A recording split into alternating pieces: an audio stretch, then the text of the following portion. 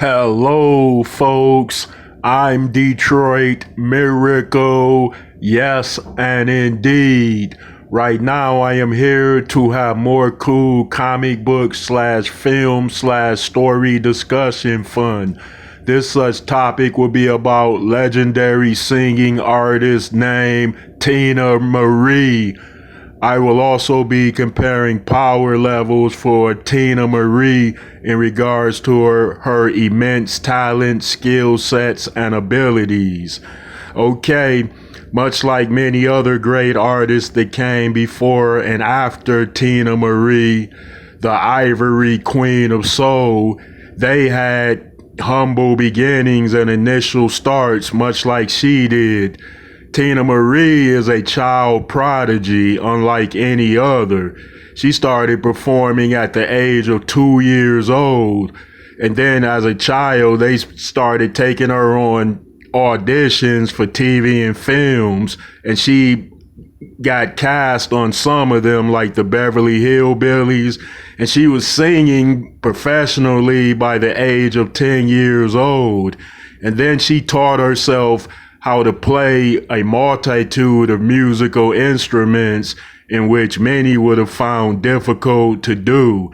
She played the guitar, the bass, and other instruments, and she had mastered them by childhood, of course. Before her solo career would begin, she joined a couple of groups in which she helped form, of course. When she was singing in one group in the late 70s, she caught the attention of Motown's Berry Gordy, but he didn't want to sign a group. He wanted her instead because of her unique, soulful voice, of course. So she was signed to Motown Records, but she didn't release a solo album for years. Instead, she created a lot of material by working with different producers, and some of the material was shelved, and the rest of it was released later on. Okay, so she went on for a while recording and shelving material until she caught the eye of Rick James, the legendary funk soul master, of course. And then she produced her first album with the help of Rick James, of course. And then once that album was released, a star was born, as you say. On her second album, she had more creative control over that. So she was able to almost entirely produce the whole album on her own, write all the songs, arrange the music. So she was a fully self-contained production staff in one. And like I said earlier, she had no formal training for mastering all of those musical instruments. She seemingly did those on her own based on talent and instinct, of course. So she apparently learned how to produce albums, make music, and of course integrate her instrumentalist talents into those albums by playing all the instruments she needed to play and create the sounds that she knew which would work, and they did, of course. And then a multitude of hit singles would pour it out, of course, and then she would be known as the Ivory Queen of Soul because she has such a soulful voice for a white woman, of course. She didn't get off into heavy rock and roll or country. She sung as soulful and as gracefully as any iconic black singer could have done, and she sometimes did it better than they did. And this woman was so rare and unique. She was the first white woman to appear on Soul Train, and she later appeared 7 more times, which was a record. In fact, when she produced or when her first album was produced, many didn't know if she was white or black.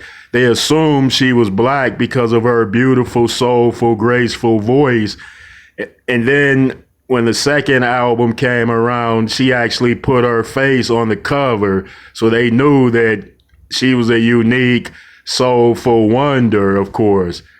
And after that, of course, she went on tour and then staged hundreds of stage performances in which she captivated, entertained, and electrified the crowds the world over. And I mean, she went on global tours, either as a headliner or as an act in it to open up for people, or but her popularity still grew nevertheless, regardless of what type of stage performance she did or venue she performed at.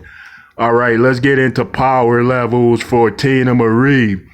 She, of course, is a powerful songwriter that has written over 100 songs.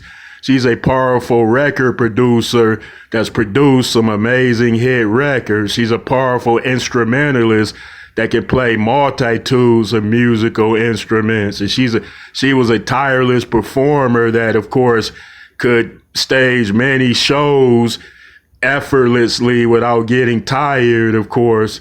And she remained, and of course, she's a powerful presence and influence in the musical industry.